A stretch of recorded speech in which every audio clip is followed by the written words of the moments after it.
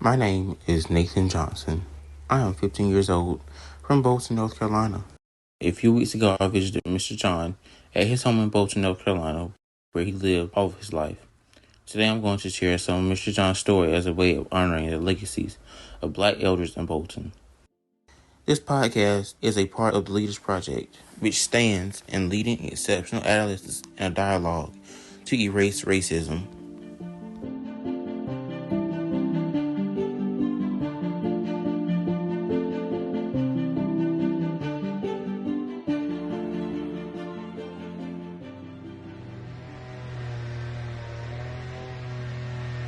When I drove up to Mr. John's house, he was mowing his lawn, something he does once a week in the spring and summer in Columbus County. Bolton is known for its Pine Street Festival, a community event that happens every year, and Mr. John is known for doing the fish fry. He is outdoors all the time, and he spends a lot of time farming and hunting. He mainly is known for hunting deer. Nowadays, his grandson helps him since he's gotten older. I remember some of the stories you told me when you were little. How you doing some of the same stuff you do now? Outside, but all the time. Mr. John was born in 1932 in Bolton. Yeah, I hit Bolton all my life. That's about hit me there all my life, right on this one little spot. He had between 5 and 10 siblings. Sleeve, Vicic, Ara, Paris, James. That'd be 5, 6, 7 more altogether. He was the second to the youngest. He is the only one living of his siblings. His mother was sick when he was just a boy. She passed away. He left school at the age of 13 to help with his family farm. When I came out of school when I was about 13, 14, and I didn't never go back. He married his wife, Melissa Livingston, from the town near Bolton called Council. They used to tell a story that they were on a city bus all the time. They sat beside each other. They married pretty young. I ended up getting married. I got married the 24th day of December. I'll never forget that day. I had one of the wonderful wives you could find.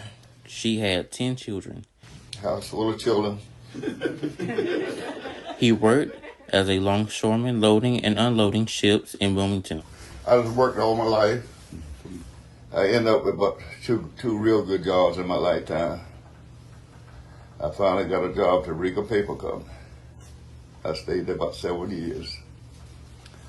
Then I had a brother help me get into the union, ILE union, Wilmington, local. And I stayed down there for about 32 years down there. That was my lifetime job. I retired from there. His wife passed away August 4th, 2020 of cancer. Her children and grandchildren, Mr. John, miss her very much. You got a tissue, Mama? Yeah. I hate to be a baby, but I can't. No, it's all right. That's what love does. That's what love does. Mr. John has 28 grandchildren, 38 great-grandchildren, and 25 great-great-grandchildren. About 10 still live in Bolton. His children and grandchildren visit him regularly. He still goes to Lee's Chapel, AME Zion Church in Bolton, and he can be found on his tractor in front of his yard or watching westerns in his living room.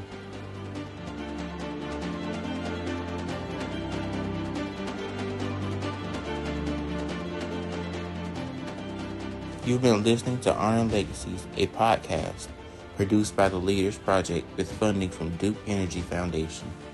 Leaders is a youth group in rural Columbus County, North Carolina. It was birthed out of the Bolton Safe Haven Enrichment Program in the year of 2000. The group's genesis came about as a result of a partnership with University of North Carolina at Wilmington by Lynn Smith Deal. Leaders is an acronym for Leading Exceptional Adolescents and Dialogue to Erase Racism. The program ended in 2005 and was reborn in 2020. To learn more, visit our Facebook page by typing Leading Kids for Life 05 into the Facebook search bar. Thanks for listening.